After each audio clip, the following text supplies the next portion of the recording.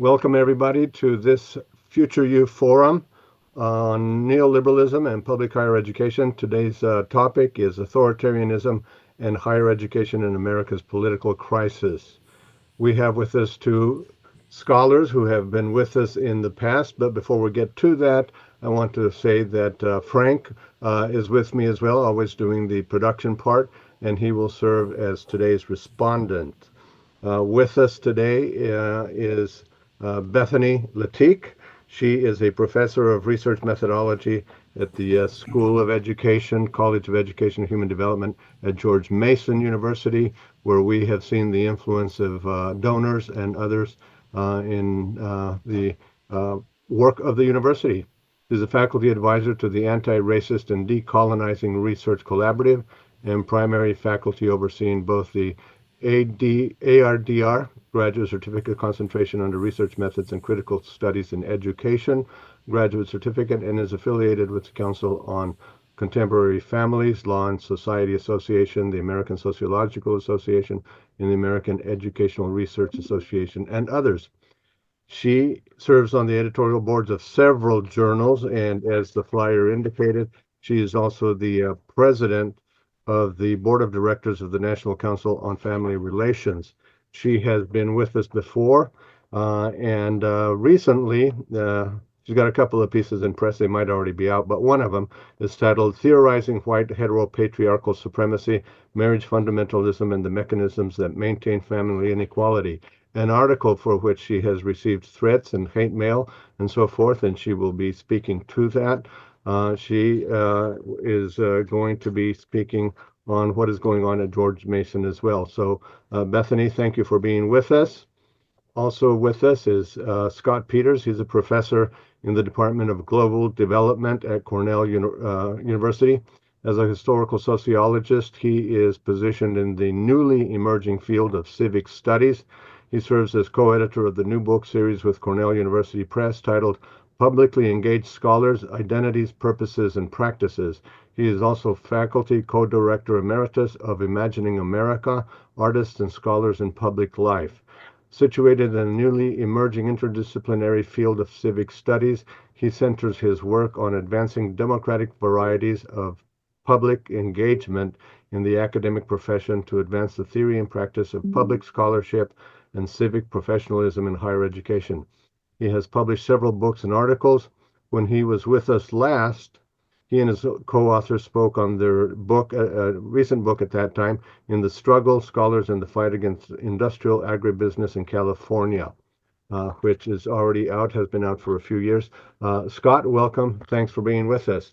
Authoritarianism in higher education has taken the face of threats to academic freedom, to shared governance, and all the things that and activities that faculty are usually engaged in, including teaching and research. So with that, let me turn to Bethany and get started. Bethany? All right. Thank you so much. Thanks for having me. It's always a pleasure to be with you all. I look forward to the conversation.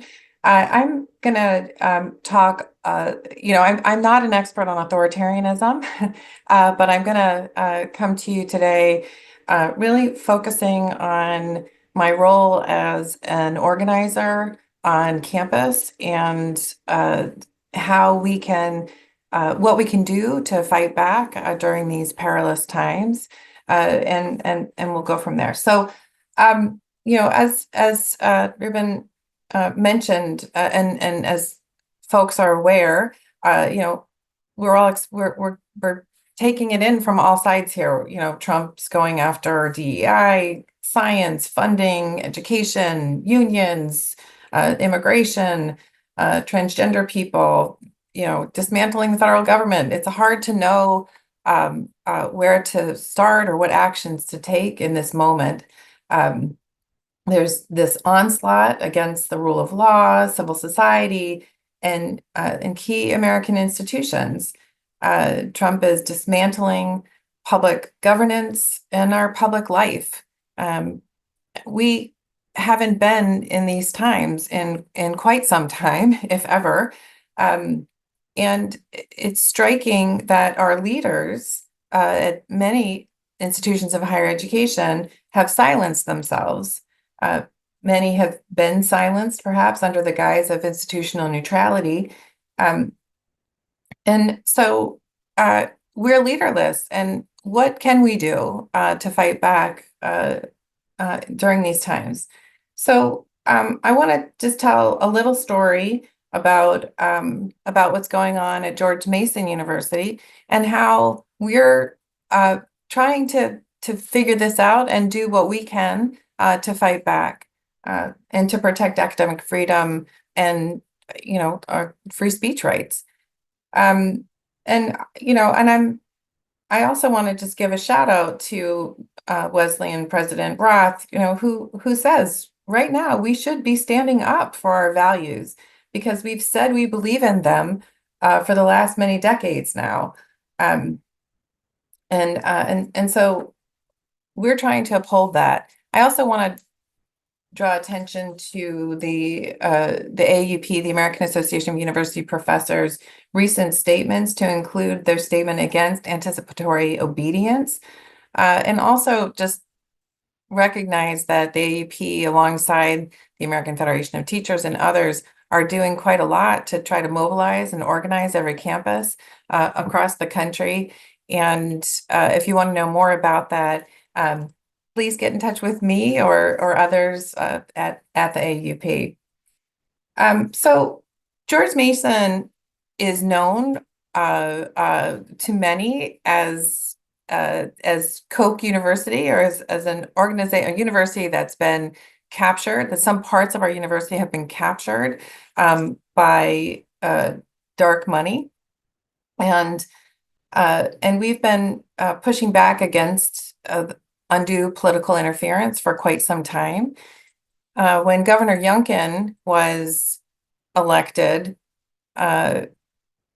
he started to appoint members to the Board of Visitors, as governors do in the Commonwealth of Virginia. And we started to notice a pattern where he, perhaps frustrated that he could not infiltrate higher education through the legislature the way so many other governors are doing across the country. I think he saw an opportunity to infiltrate higher education and influence it through boards. And at Mason, we have now a highly politicized board of visitors, our governing board. And one of the things that we've been doing to fight back is simply trying to map who these individuals are, how they're connected to these broader networks of undue political interference in higher education, and trying to understand how they're maneuvering and drawing upon these larger movements to push into our institution. So currently, our rector of the board is Charles Cully Stimson. He is the deputy director of the Edwin Meese III Center and senior advisor to the president at the Heritage Foundation. He's also a GMU Law School graduate and author of Rogue Prosecutors: How Radical Soros Lawyers Are Destroying America's Communities.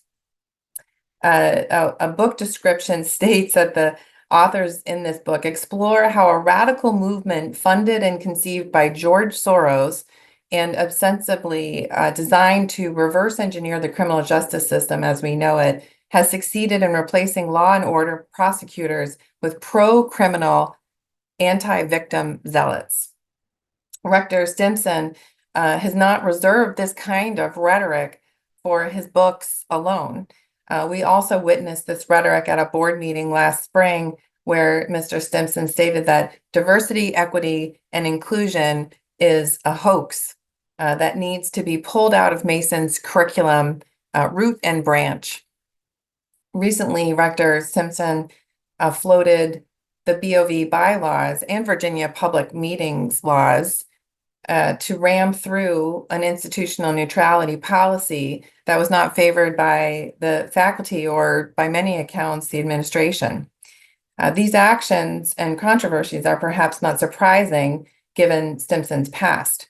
For example, NBC News reported that Mr. Stimson resigned his position as the Deputy Assistant Secretary of Defense for detainee affairs over controversial remarks in which he criticized lawyers who represent terrorism suspects.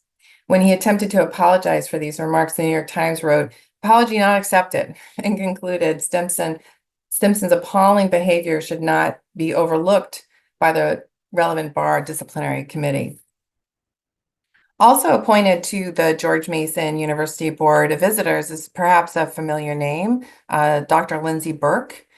She works at the Heritage Foundation, and she also is one of the authors of the Project 2025. She authored the chapter on education that seeks to eliminate the Department of Education and various public education programs such as Head Start.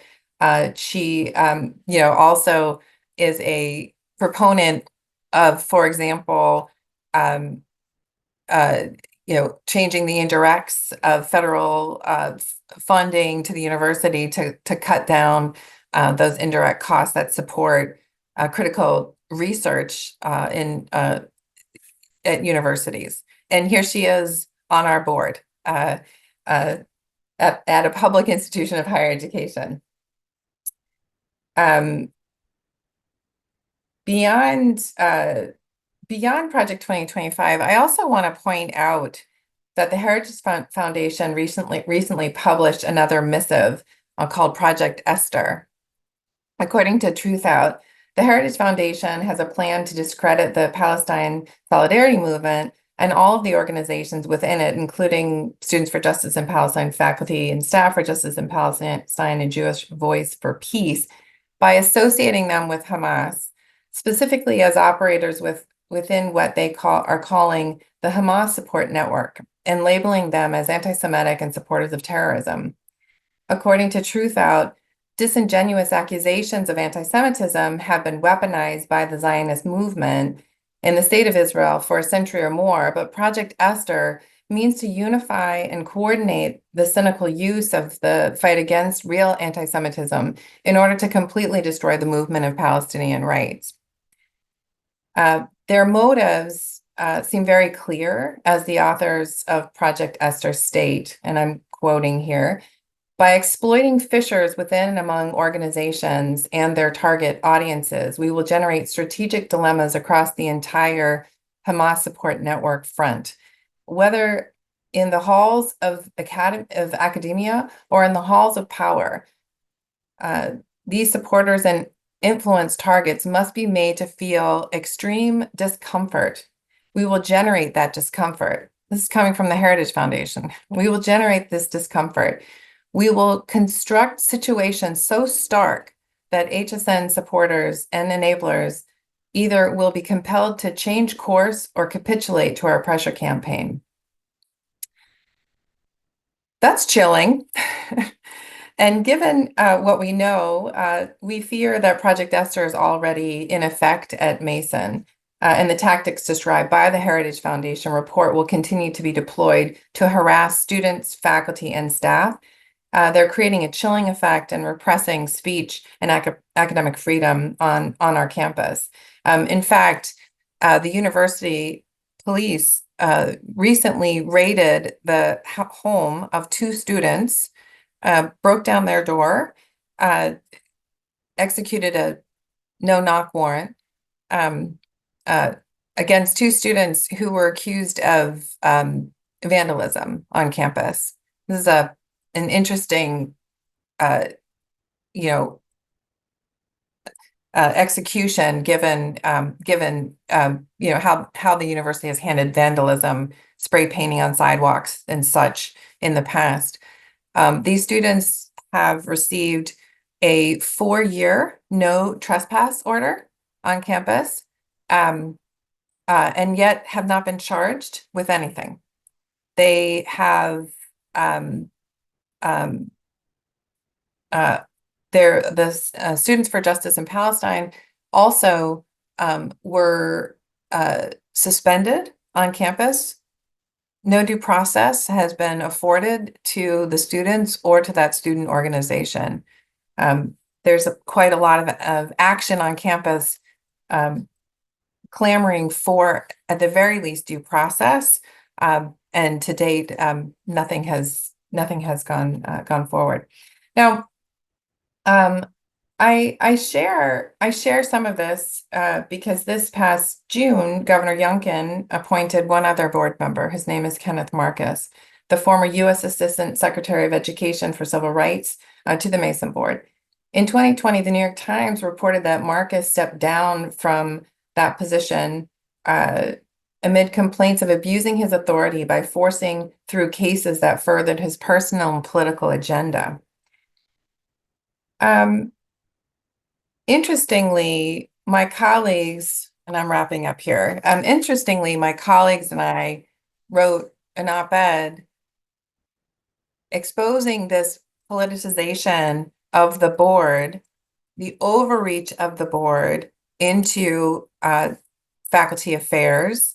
The board recently essentially not only forced institutional neutrality on our campus, but also forced the uptake of the IHRA working definition of anti-Semitism and working examples into our non-discriminatory policy at Mason, and really, in my opinion, flouted any kind of shared governance discussions around that pretty significant policy change. We are one of just a handful of universities, to my knowledge, that have included that IHRA definition in its policy. Most recently, Harvard was forced to adopt that policy, and there's quite a lot of writings about that. When we wrote that op-ed exposing this politicization, a few weeks later, my syllabi were posted on the Parents Defending Education website, and I was labeled an indoctrinator. And when I researched who this organization was, who was funding it, etc., it's just another AstroTurf organization like Moms for Liberty, Americans for Prosperity, but I was shocked to find out that Kenneth Marcus was on its board of directors and secretary or treasurer or something like that of the organization. I share this because it's important for us to recognize that the norms of governance, operations, the norms of academic freedom, etc., are really being eviscerated by these political operatives who are also using tactics, threats, really going after faculty in coordinated fashion to silence those who are pushing back and defending academic freedom and free speech rights. And it is, so it's a scary time, and it's a very threatening time. And as Ruben mentioned, I've already experienced quite a lot of targeted harassment over the last year. But I'm going to end my story on a positive note, because we organized at George Mason University, and we asked the legislature to take action against some of these board members. And to my surprise, they did. They took it up. Our faculty colleagues wrote over 7,000 letters to lawmakers in the Commonwealth of Virginia, and the Democrats voted to not confirm Kenneth Marcus on our board of visitors, along with 3 other operatives that were appointed by Youngkin. And the hope is that that we can continue to reshape our board to one that appreciates higher education, that appreciates the public mission of our public institution of higher education, and that will work to fight to uphold that mission, not work from the inside to dismantle us. So I'll end there, maybe on a little bit of a positive note. And I know Scott likewise has a motivating story to share with us. Thank you. Thank you, Bethany. Really appreciate your presentation. We'll turn now then to Scott. Thank you for the chance to join you today and to take part in this important conversation. Thank you, Bethany, for sharing what you shared. I was not aware of what's been happening at George Mason, and unfortunately, we can tell that story from many different places all across the country, I'm afraid. You know, the background of this conversation, as I understand it, is you know, anti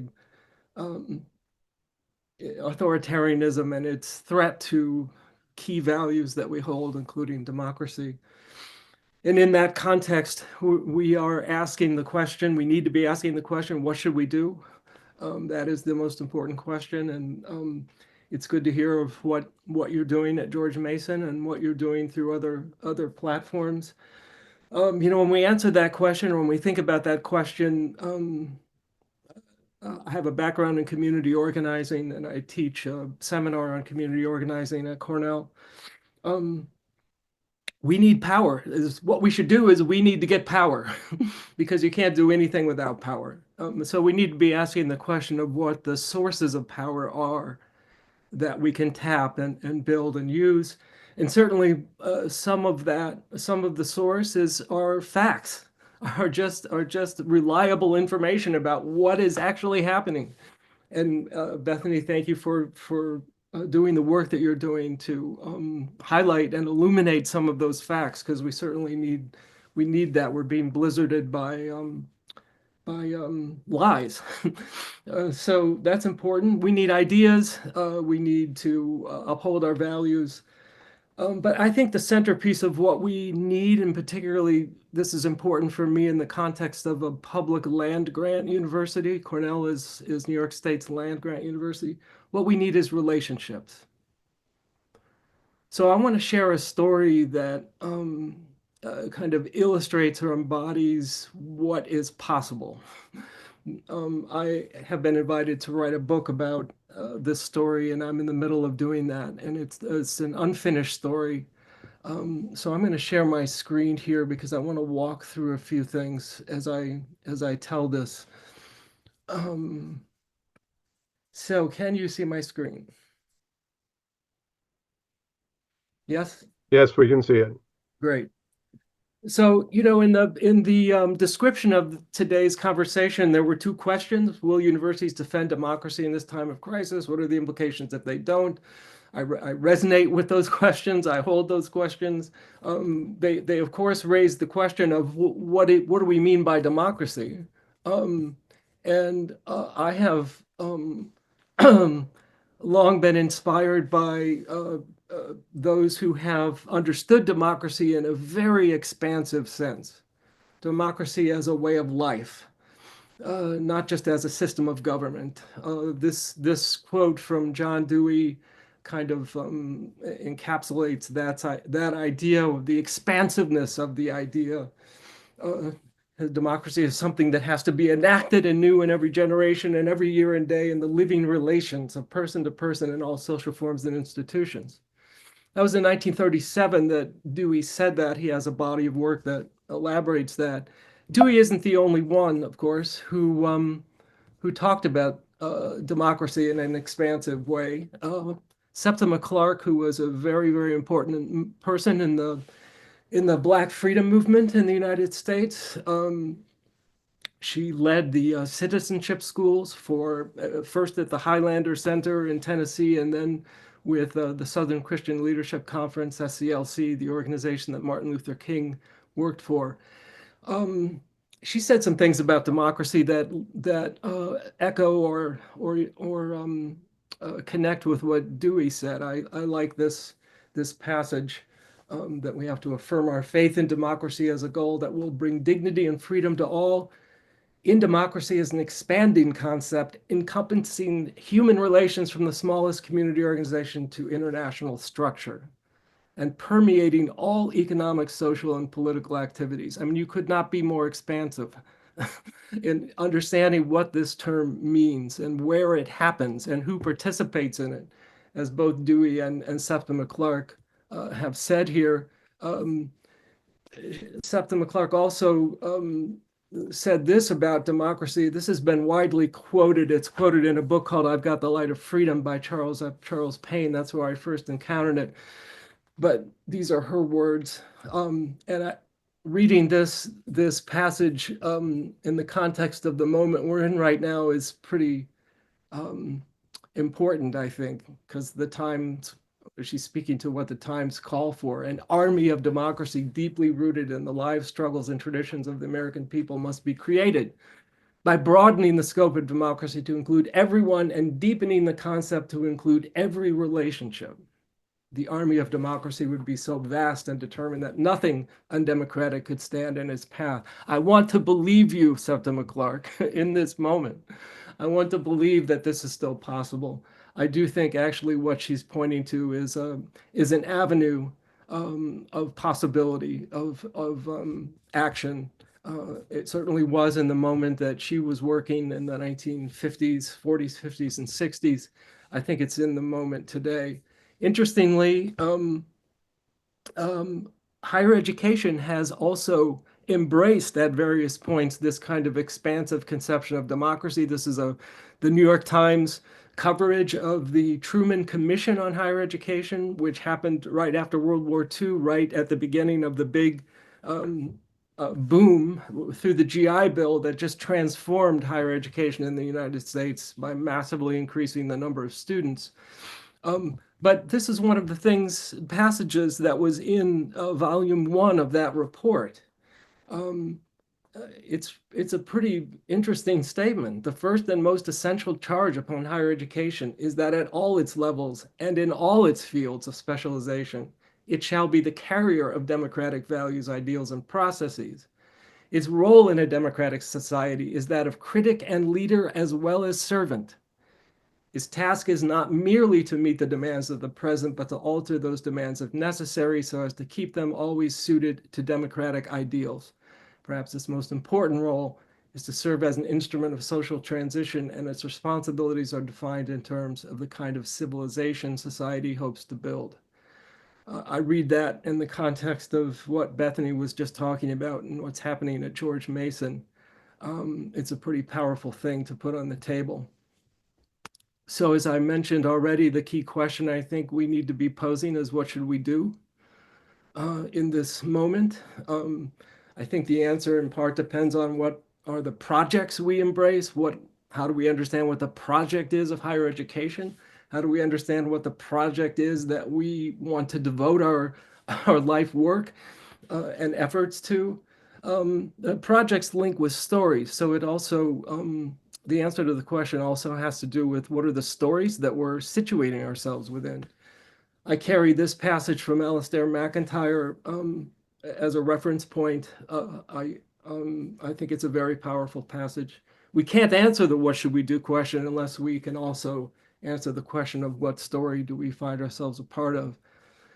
In higher education, there are many different projects, each of which link to different stories. The Kalven Report, which was mentioned in the advertisement for this event today, talks about the discovery, improvement, and dissemination of knowledge. That's a project. There's a whole story about that. Higher education has played a role in that. There's the project of prosperity, growth, and development, criticism, problem solving, prediction and control, service, and then of course, freedom, liberty, democracy, dignity, and opportunity. The world is messy, and all of these projects end up interweaving in a complicated, messy, conflicted, contradictory story. I think I'm a historian, and I continually learn the truth of that. But I'm particularly interested in this project and story of freedom, liberty, democracy, dignity, and opportunity. That's the one that we have to join. That's the one we have to find ourselves a part of. It's the one that we need smart strategic actions and relationships. So in this context, I am a historian, so I'm finding comfort and agitation in stories. I want to share one as the way of contributing to this conversation that I have a privilege to be learning and working with people in Minnesota about. So this is for those of you who don't know, this is the Minnesota's new state seal and new state flag. Looking at that flag, you can already imagine what certain people might have been doing in relation to the adoption of that new flag, which is to basically accuse it of being a communist flag. But this was the previous flag for Minnesota.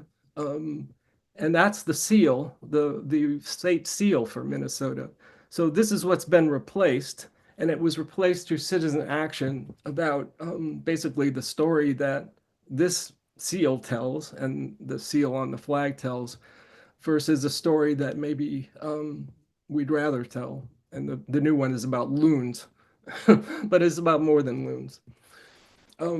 The University of Minnesota is Minnesota State University. There's a agricultural campus in St. Paul. This is an aerial view of that campus. The story that I'm holding now that I want to try to walk through quickly centers on citizens who outside the university who engaged this campus and that university to build a partnership that still exists today. It began in one of the origin points we can look to for this story happened in 1980 when a group of Catholic bishops in the Midwest issued this powerful report called Strangers and Guests Towards Community in the Heartland. I want to read the first paragraph. I'm holding this copy in my hand. We are witnessing profound and disturbing changes in rural America. Land ownership is being restructured. Agricultural production is becoming more heavily industrialized and concentrated in fewer hands. And the earth all too frequently is being subjected to harmful farming, mining, and development practices. Such changes are adversely affecting our rural people, their way of life, their land, and the wider national and international communities which depend on them to satisfy their hunger. That's the first paragraph of this document. The last paragraph in the first section, I want to also read.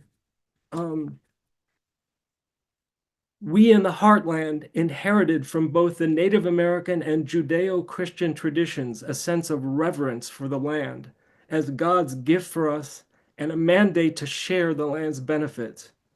We have not always been faithful to those traditions during our tenure on the land. We need to reflect once again on our responsibility to be stewards of the land. So this came in 1980. It came out of a dramatic farm crisis in the Midwest, during which farmers were committing suicide, during which farms were being foreclosed upon. So a movement emerged, and as we see in this document, it was led by this part of the movement was led by the Catholic Church, and it produced this document. This was produced by real people across the upper Midwest, and the person who led the organizing is somebody I have had the privilege to know at the end of her life, Sister Mary Tashning. Here she is standing at the Minnesota State Capitol. She was the one who was hired to organize forums and discussions across the Midwest about the situation that people were facing that led to the production of this document. And she did a lot of organizing using this document as a tool for agitating people to action. I got to know her at the end of her life. I visited with her 4 times over the past few years. This was one of our visits. That's my colleague, Dan O'Connell, who was mentioned earlier as the co-author of In the Struggle, the last book we did together. We spent a lot of time with her to hear stories about this time. She was 99 years old when we were meeting with her, and she unfortunately died just a month after the last time we saw her. Um, in addition to the Catholic Church, of course, there were farmers organizing in this context. The person who is speaking at the podium here is the governor of Minnesota. This is 1985, as you can see in the caption. This was a part of a rally that was held by something called Groundswell, which was a coalition of groups and organizations, including churches, that were protesting what was happening with farm foreclosures and farm policies, carrying the values that strangers and guests embodied about our need to be in right relationship with each other and the land. The person right in front of the governor here is an small organic farmer named Carmen Fernholz. And there he is just a couple of years ago. We're standing on his farm. He's telling us about this new variety of perennial grains that he's growing as part of a project called Forever Green. I have a chance to spend a lot of time with Carmen. Here we are last September at Farm Aid, which was held in Saratoga Springs in New York. At 82 years old, he's still vigorously active. He traveled all the way across Canada and the Northeast with his trailer, he and his wife, and visited Farm Aid while we were there. Carmen is a real person who got an undergraduate degree at St. John's University, where he got a really deep liberal arts education, and he became a drama theater actor and director. And here he is standing in front of his small community theater in his small town of Madison, Minnesota, which is where his farm is, just outside of that town. I visited that place this past December because Carmen was directing a play at the age of 82, Miracle on 34th Street. This is the cast. That's Carmen standing there at the left in all black. It was an absolutely fabulous production in this tiny little town of about 700 people. There was about the best performance you could imagine of that beautiful Miracle on 34th Street. Other people got engaged at this moment. The lead organizer of the process that I'm going to finish telling you about here is Ken Taylor.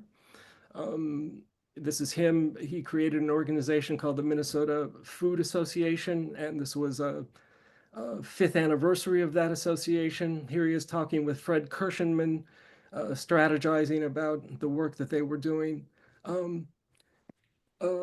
All of these characters, Sister Mary, Carmen, and Ken, got engaged in political activism in relationship to the university. Here's the front page of the Chronicle of Higher Education. This is a story from 1991, political activists working to change land-grant colleges. There's the first couple of paragraphs of that story. Here are citizens who, coming out of the situation that they're in, got tired of bashing the University of Minnesota, the land-grant institution, for being in bed with agribusiness, industrial agribusiness, Monsanto and all of Cargill and all of these companies. They got tired bashing them. And they decided to ask the question, could the University of Minnesota be a partner with us? Might they be able to work with us to advance the values and the goals we have around sustainability? In the late 1980s and into the early 90s, they spent about 5 years in a very strategic process of exploring that possibility. It led to the creation of something in 1992 called the Minnesota Institute for Sustainable Agriculture, which, as you can see here, is a partnership of the Sustainers Coalition and the University of Minnesota. What they built was something called the Sustainers Coalition, which included a whole bunch of organizations, citizen organizations, environmental organizations, as well as organizations related to churches. That organization still exists today, and we're now trying to tell the story of how it survived. Carmen here on the right is standing next to a weed scientist. His name is Don Weiss. Unfortunately, he passed away this past summer, tragically. I want here to tell a story, very, very, very short story that captures the essence of why I think this is a powerful story to be learning from here in Minnesota. So Don, as you can see in this picture, the weed scientist on the left is kind of a joker, was kind of a joker, always telling jokes. The first time I met him, I was in a meeting with, the first time I met him in the context of this current project we're working on. We're sitting there and he looks over to Carmen, the organic farmer.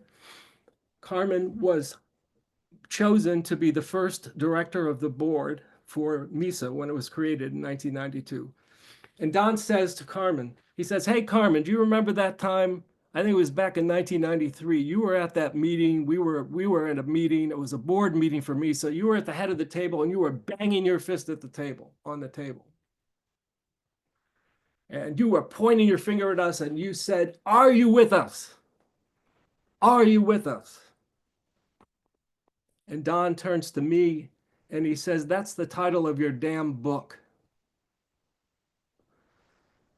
Now he told us that story back in 2022, when we started this work. And every day I feel the truth of why that needs to be the title of this book. Because the story is a story about citizens building a base of power so that they could engage their public land-grant university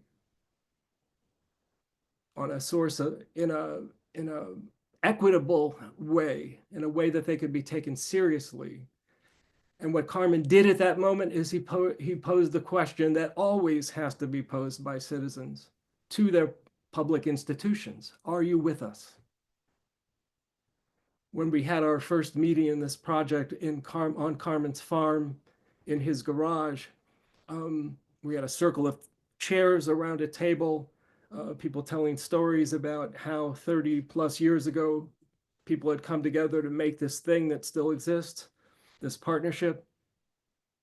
During a break, I went up to Don and I said to Don, "Don, this is really powerful. What I'm learning is that citizens built this base of power. They're the ones who engaged the university to transform it." And what Don said right back to me without blinking an eye is he said, "And they found citizens inside the damn institution." Now I'm going to stop my share here because I want to hold that line. That has been something I've been thinking about every day. And they found citizens inside the damn institution. This is the hope. This is the dream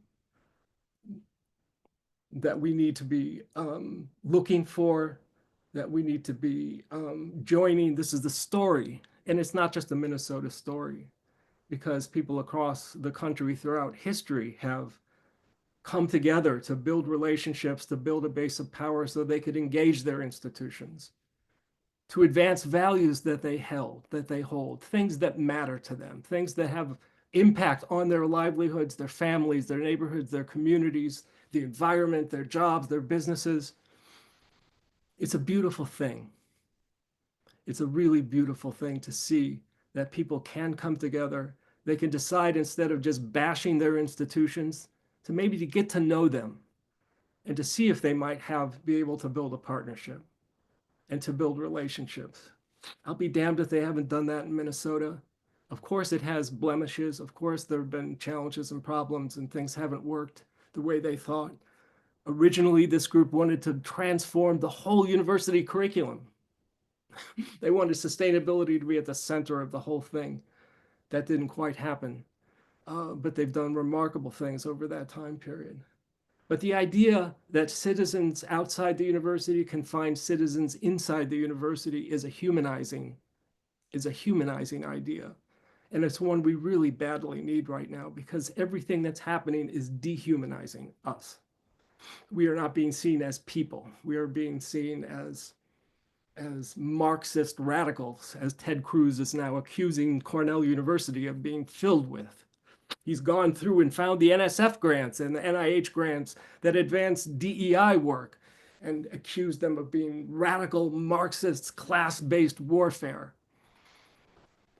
But no, there are people inside the institutions, people with families, people with neighbors, people who have grown up and have stories to tell, values that they embrace.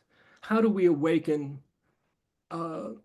those identities of people as citizens and not just scientists, or not just eaters or environmentalists, consumers? The story in Minnesota is helping to teach me that.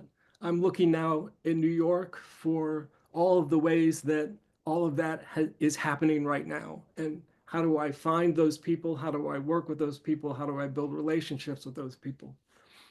So this, for me, is a better way to use my energy and attention right now than just getting lost in the despair of the moment. I want people to be showing us the facts about what's happening. We need people to be telling us the story of what is going on. The vandalism, I see it as vandalism. The vandalism that's happening in Washington that's playing down and impacting us. I want that to be happening, but I also want us to not miss the fact that we need to be present for the students who come to us. We need to be present for the people in the communities and the places we live, who are more than who are people, and we need to have relationships with them that connect to the foundations of their values.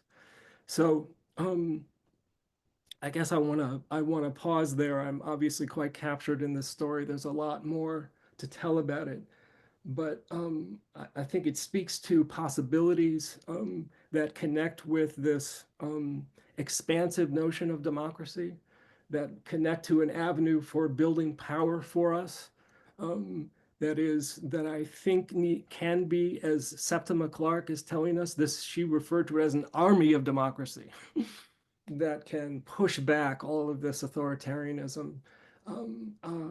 I do think that there is truth in that still. I see it happening. I think we can see it if we look all over the country and beyond. And so that's part of what we need to do, is to look for those stories and opportunities and join those stories. Thank you, Scott, for that wonderful presentation. I want to thank the both of you for sharing your valuable knowledge, your views, your ideas, and of course the passion that you have behind the work that you do. Clearly, if we are to save democracy, we must get organized. The anarchists are winning because they are well organized. They have a broad-based movement, and social movements are always grounded in organization. So we must keep that in mind. I want to talk a little bit later with the two of you about interlocking directorates that we find in those conservative nonprofits and foundations and so forth, because they're all working together. But before I do that, I want to bring Frank Fear, my colleague, on, and so he can respond to your excellent presentations. Well, thank you both. That was inspiring, exceptionally relevant. I was thinking, Beth, as you were talking, especially about the circumstances at George Mason. So many of the things that we're concerned about right now have happened in the last several months. That's clearly not the case at George Mason. It's a phrase from the old days, a long playing record.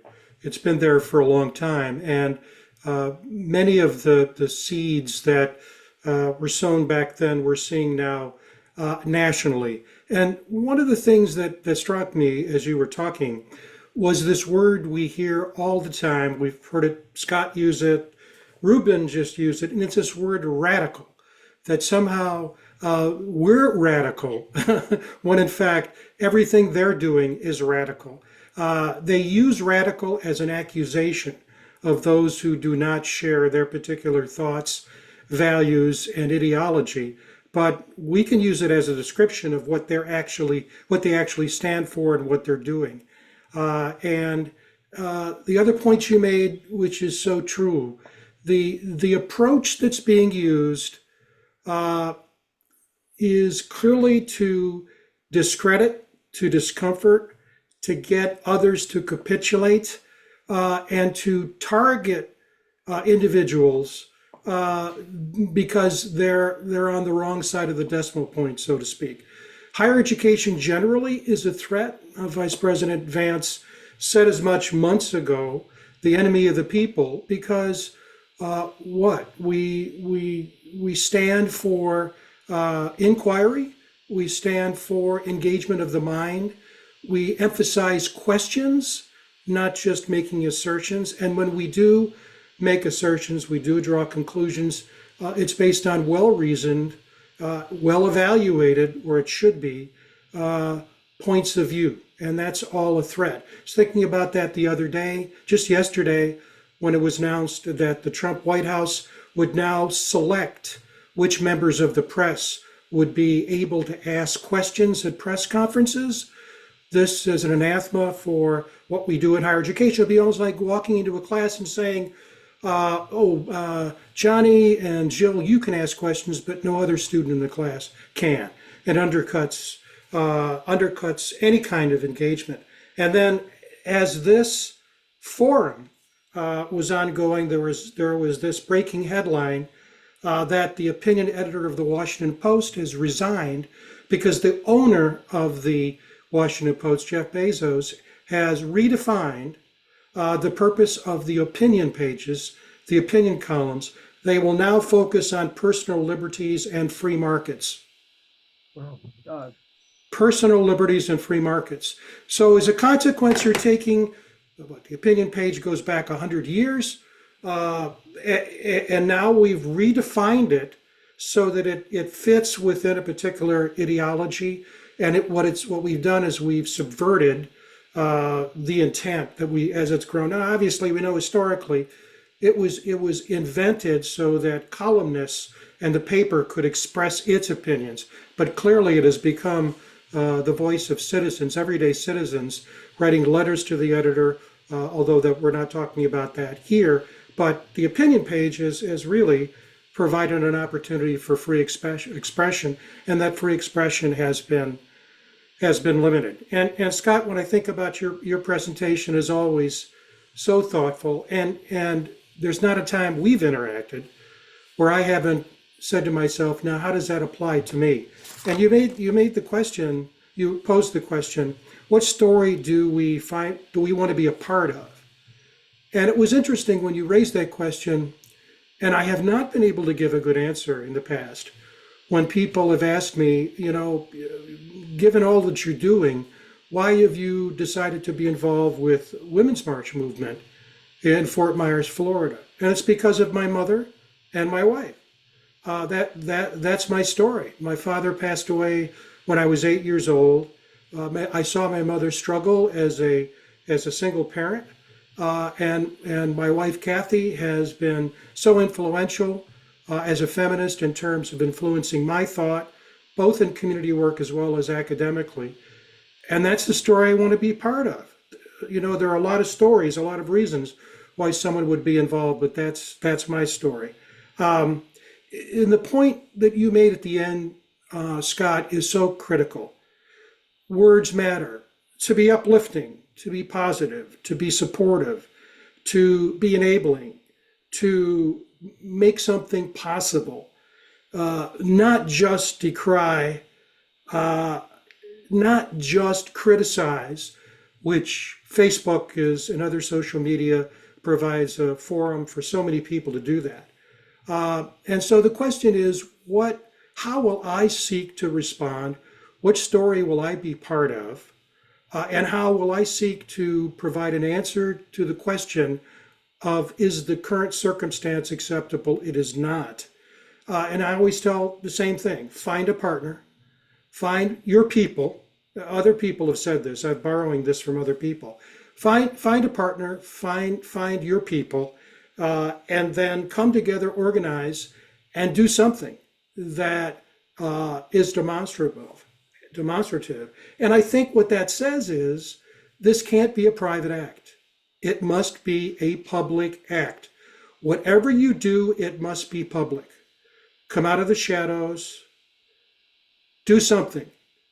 Not asking any of us to be heroes, but simply to find your partners, identify the issue or circumstance you want to improve, that you want to support, people that you want to enable, things that you want to make possible to make the world a better place, and then act. It's really as simple as that. That includes everything from work that goes on in institutions, such as governance, but it also says this, and I don't have to tell you, Ruben doesn't have to tell you, the hell that Michigan State has been through over the last, now it's getting close to over a decade. Which group stepped up at the beginning, publicly, sustained their efforts, and said, this is not acceptable, this is not right, and this is what needs to be done? That group were undergraduate students. So I would add to Scott's point about community engagement and say that the university is a community and we must do a better job. And I know in Florida, and I heard it this morning in terms of students who protested on campus being expelled, they're a threat. They're a threat, and they're being punished for what they're doing. And I'll close with this. And that is, if you don't care about democracy, then, and you find it a threat because it disables you from doing what you want to accomplish, you'll find ways to punish people who value democracy, who engage democratically. And that includes exercising voice, but it also involves taking action beyond just speaking out. Thank you, Frank. Bethany, would you like to respond? And then we'll turn to Scott. Yeah, thanks. I always have so many thoughts when I engage with you all, and sort of where to begin. Power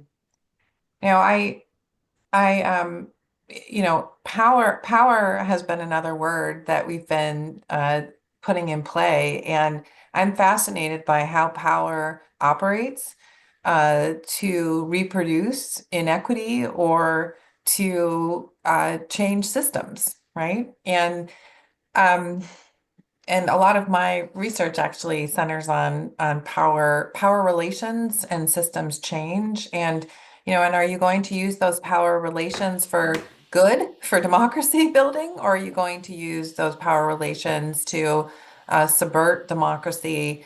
So I guess two things about power in my mind and relationships. We know, right? People don't give up power easily or willingly. And so I understand organizing and these movements as, and I sort of want to put a pin on this one.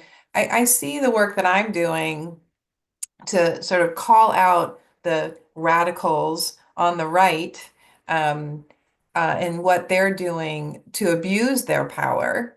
And I play a role external in some ways to put pressure on the institution to take action to protect faculty, students, staff from undue donor influence.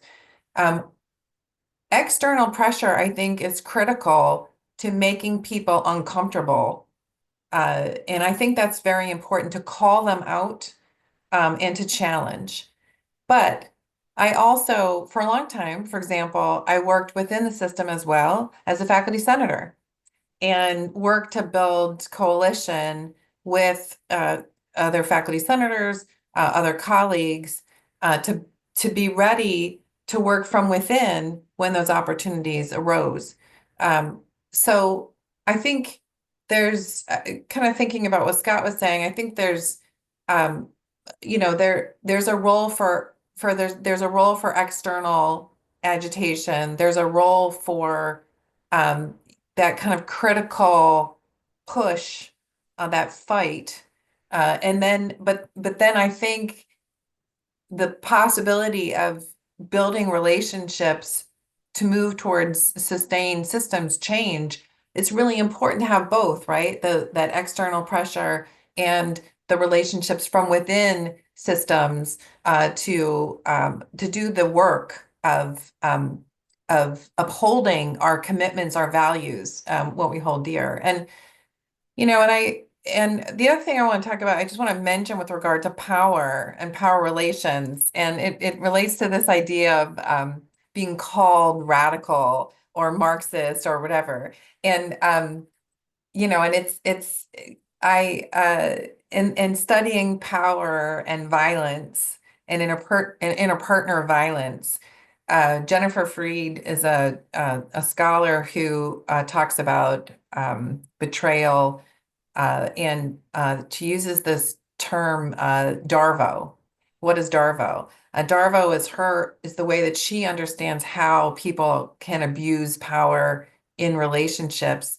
And Darvo stands for deny, attack, reverse victim, and offender.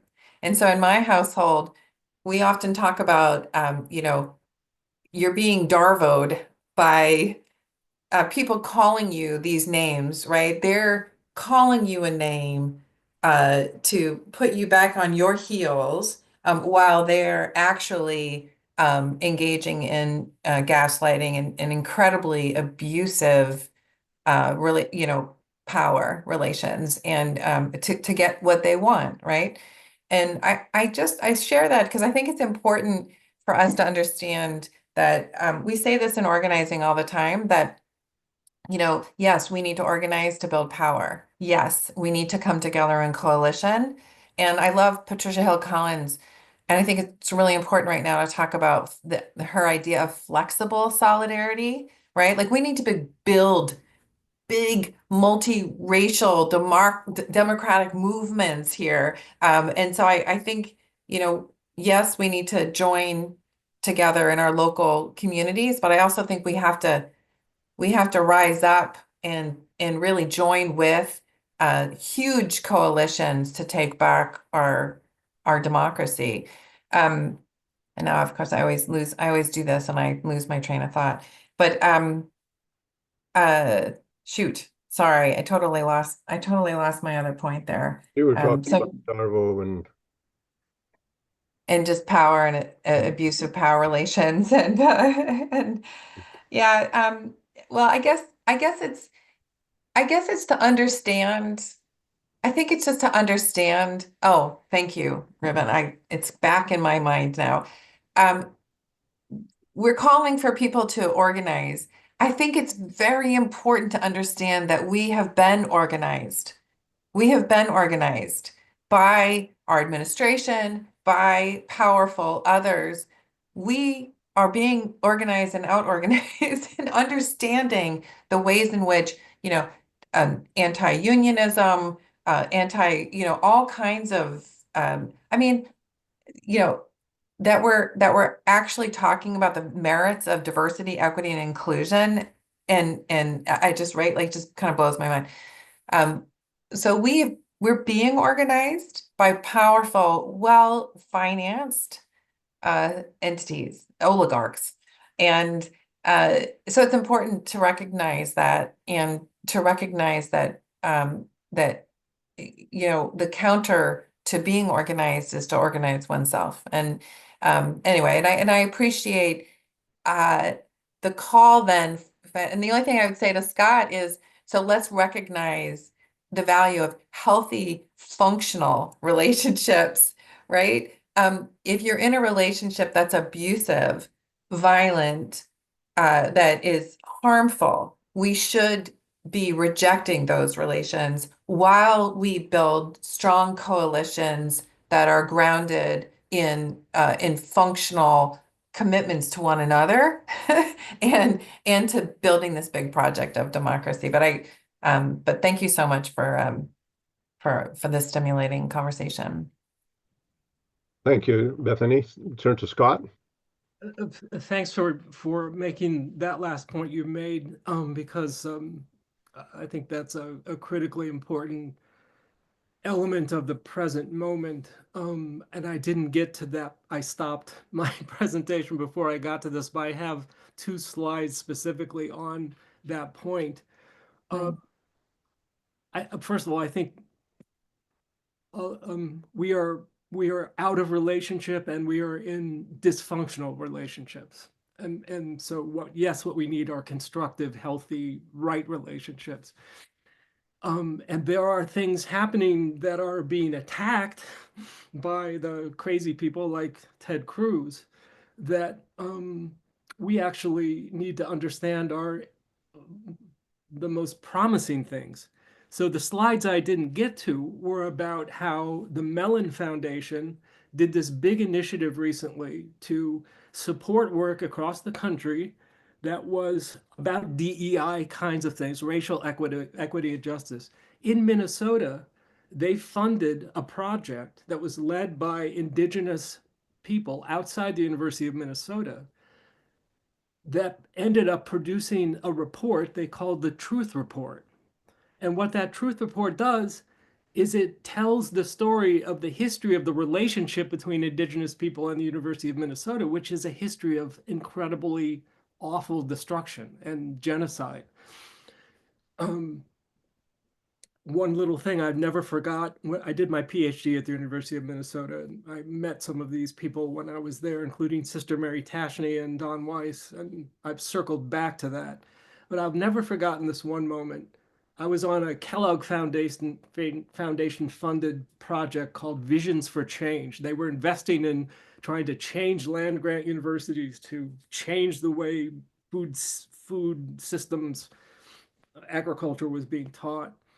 And we had a fabulous person who directed that initiative, and she was bringing indigenous folks and Black folks and Latinx folks together onto the board. We were at one of the board meetings, and an administrator for the university was welcoming us to this board meeting, and he was wringing his hands. I still remember this, and he was saying, I am so sad that we have not had a relationship with indigenous people in Minnesota, but I'm so happy that Visions for Change is now helping us to build a relationship.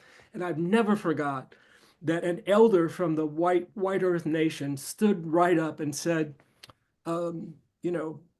So-and-so, we have a long relationship with the University of Minnesota. If you want to learn about it, why don't you come up to White Earth sometime and we can tell you about it. The fact that this administrator, through his words, he was a nice guy, but he erased the whole history of that relationship. We didn't have, he couldn't even see the relationship they had. That's a sign of being out of relationship. That's a sign of that you don't even know you're in an unhealthy relationship. So I commend you all to read this report. It's called the Truth Report. You can find it.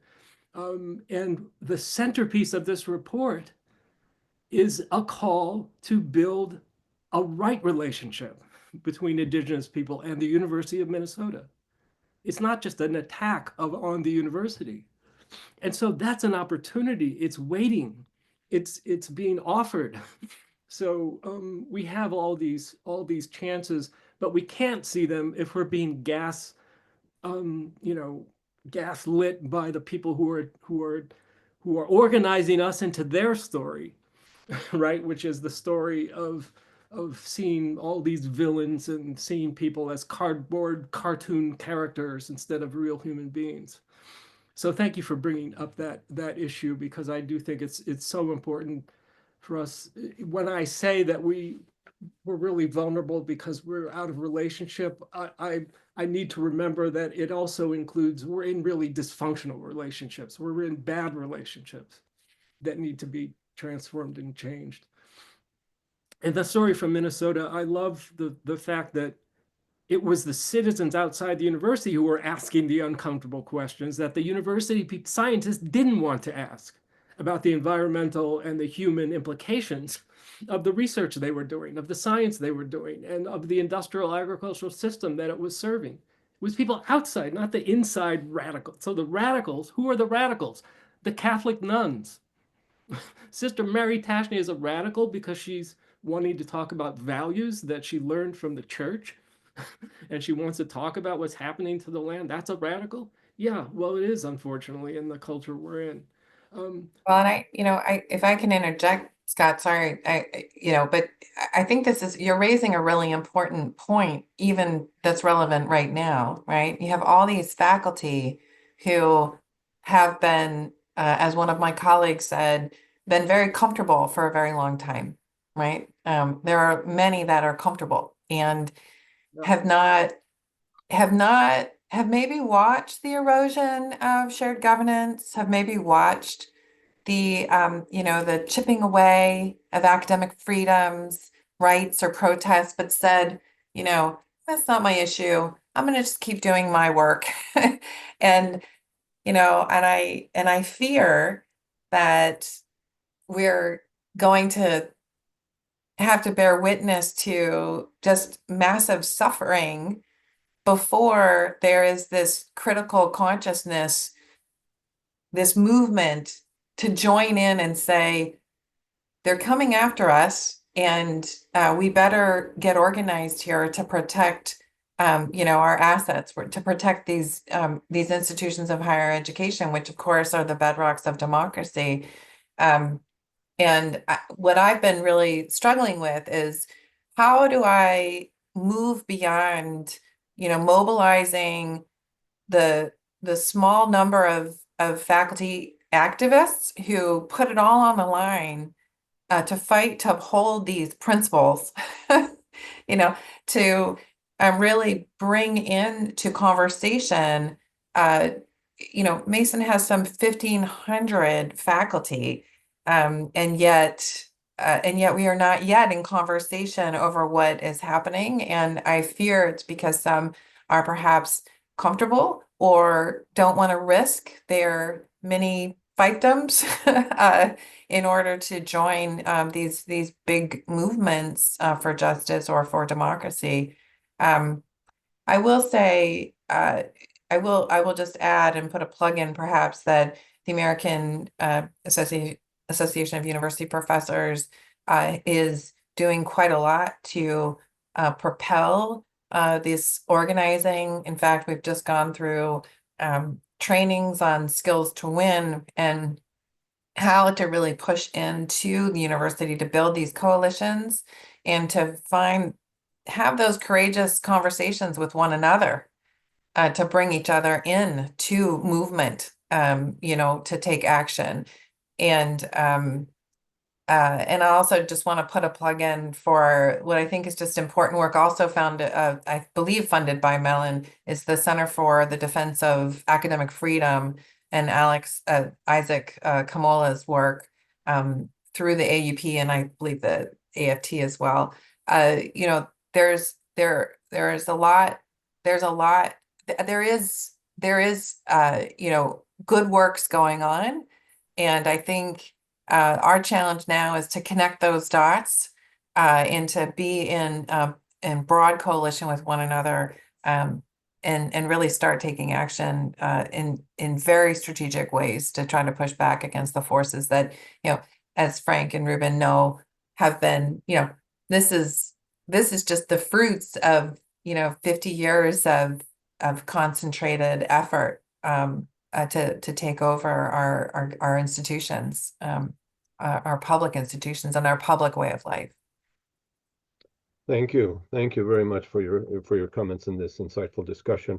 One of the things that concerns me is how, and you've kind of alluded to it, the complacency of so many people, not only in higher education, but across society, where we all know the old saying of first they came for this group and then they came for this group and we did nothing.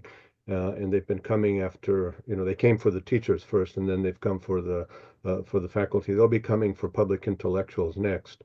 And now they have come for federal employees and so forth. But it's not just complacency that bothers me, but anticipatory compliance.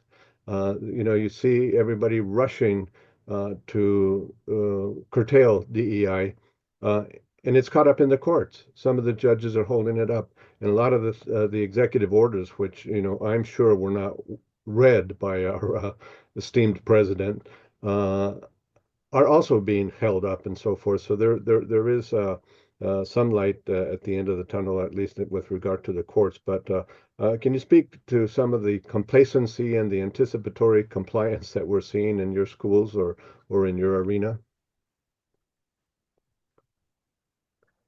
Well, yeah, I was the chair of my department's DEI committee over the past couple of years. Someone else has taken that role now. I'm still on the committee. But there is name changing happening at institutions. The DEI committees the names are changing, right? So institutions are trying to avoid being targets. And that's not the same thing as anticipatory kind of obedience. If you can continue the work under a different name, I don't care what we name something if we can continue the work.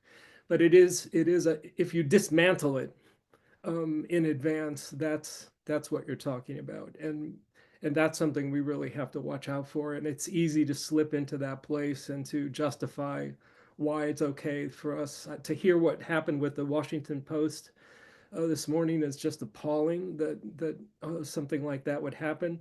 I think some of the most broadly valued things are now threatened, and so perhaps there's going to be a moment when there's a more broad awakening to what's being lost, to what the vandalism is destroying. And so I don't think there are easy answers for those questions, but I do think we have to be awake to the difference between trying to survive and continue the work versus giving in and surrendering and not doing the work. Yeah, the only sort of challenge I have with that framing is that many of us have dug in and are doing the work. We can't erase or change the names of the research programs, the production, and so, in this article in The Guardian, I'm quoted as saying, some of us are sitting ducks.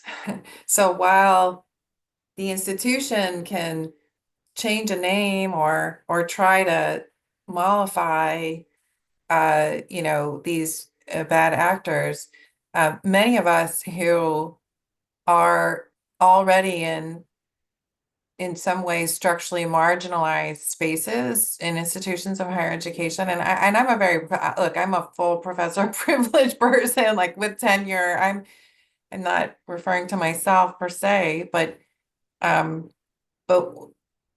people who, a simple name change does nothing to protect our Black and Brown Indigenous scholars who have been doing this work and who likely will suffer the first rounds of hits. And so I think, while we're trying to shift and, trying to manage, I do question the tactic. I understand it, but I question it because of the way that power works within our institutions and who is protected and who remains incredibly vulnerable in these moments. And and imagine if rather than and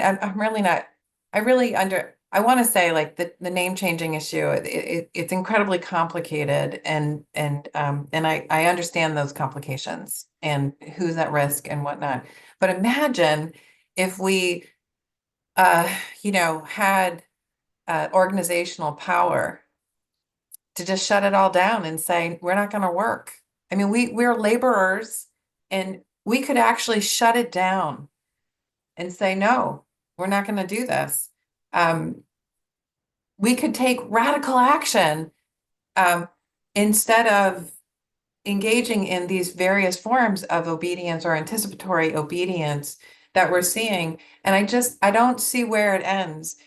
The friendly the dear colleague letter, the friendly dear colleague letter on race. I mean, you now have the American Sociological Association saying this could just wipe out whole fields of discipline.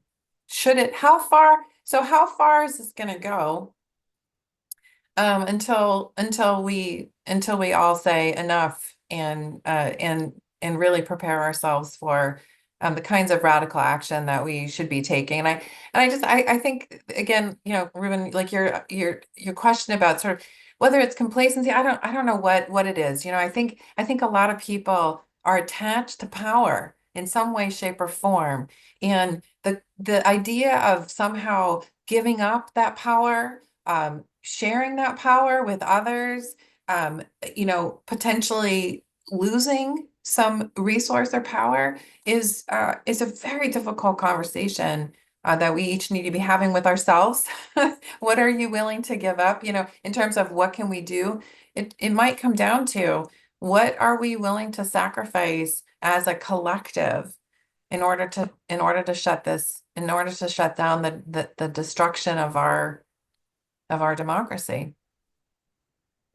I've been, if I can jump in, I've been building a collaboration with colleagues in several Latin American universities and countries. And unfortunately, we've been talking about what's happening now as a coup.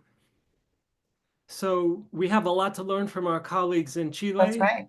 In Uruguay. I'm taking students to Uruguay in April as part of this collaboration. And they had a coup in 1973, the same year that Chile had a coup.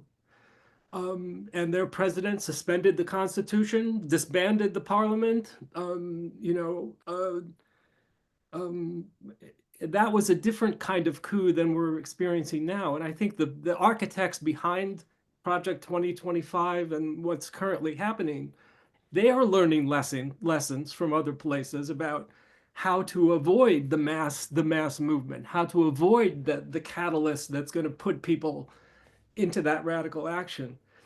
I don't know what's going to do that for us, but if they're smart enough, they won't suspend the Constitution, and they won't do those kinds of things that will put us all in the street.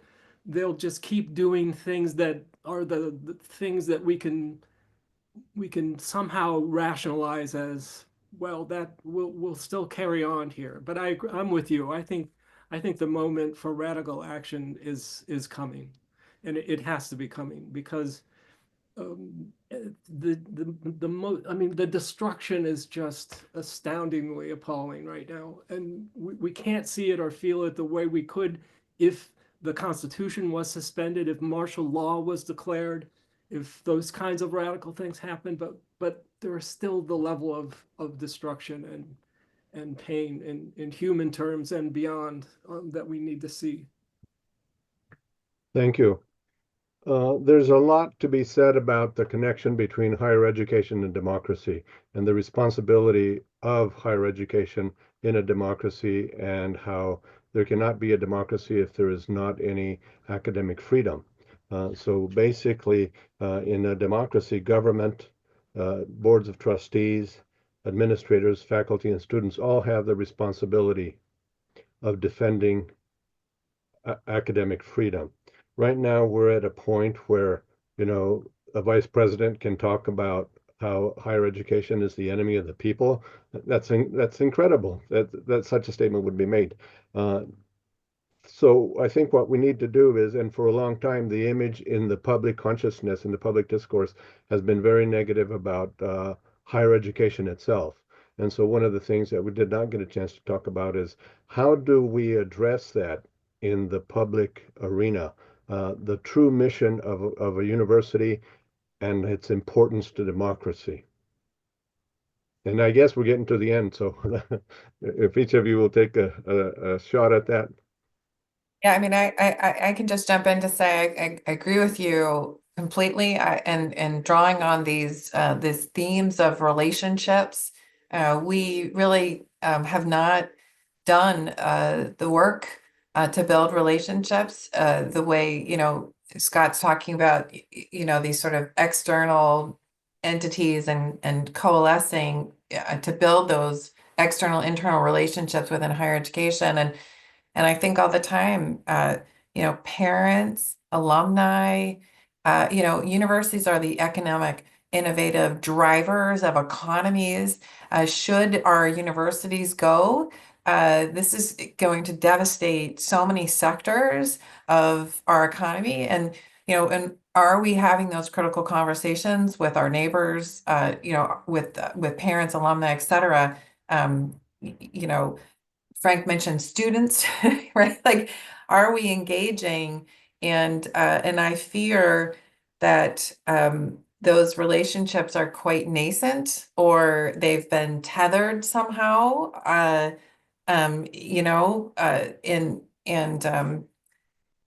Shame on us, because we really need people to dig in, and and we've got so much sort of education and outreach to do to mobilize others in our communities to help us win this, because certainly we can't do it on our own. And unfortunately, words like academic freedom are just not sexy. They're not, so how do we, so we find things like talking about undue donor influence in public education. How do we talk about this in ways that are much more meaningful and can help people connect to what's at stake here? Thank you, Bethany. Scott, you get the last word. One of the most terrible things that has happened, not just in higher education, but elsewhere, is the dominance of public relations. Because what public relations does is it manages people. And it's not about public relationships. And so that really is what people, I think, want right now. They want to be seen and heard as a person. And that's inside the university and outside. And that's our undergraduate students. And it's also our administrators. I was just in a meeting, I'm happy to say, where some of the people charged with that work are realizing this and are starting to want to say, how do we build relationships with the people who we care about and who they care about the work we're doing, because it matters to their livelihoods and the values that they have. That's the avenue. And so dump public relations, dump the whole mindset that goes with that, and instead come into the present moment and try to see and meet each other as people who are angry, but people who also love things that are at risk right now. And we want to protect and defend the things that we love. And they don't include academic freedom. That's a jargon term. They do include the word freedom, though. And that's shared well beyond the academy. Yeah. Well, the good thing is that we don't use freedom as a doublespeak like the right wing does, right? But I want to thank both of you for these engaging conversations, certainly very timely. And I know Frank does too, the work that you do in this arena. Oftentimes we are not told that we are, influential and helpful, but we understand that you are. We invite you, should you ever want to have an opportunity to host future U Forum and bring on some of the people that you work with, we would be happy to do that with you. So just keep us posted. Frank, any final word? You said it very well. Just thank both of you. As they say, I needed that. All right. Thank you. you. Great conversation. Thanks so much.